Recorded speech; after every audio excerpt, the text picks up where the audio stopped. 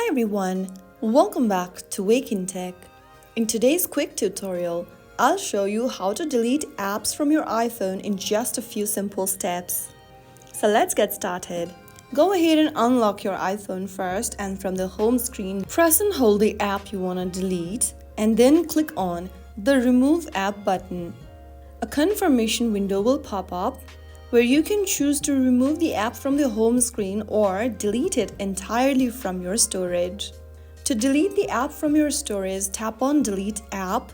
Once again, you'll need to tap on Delete in the pop-up, and that way you will be able to delete the app from your iOS storage.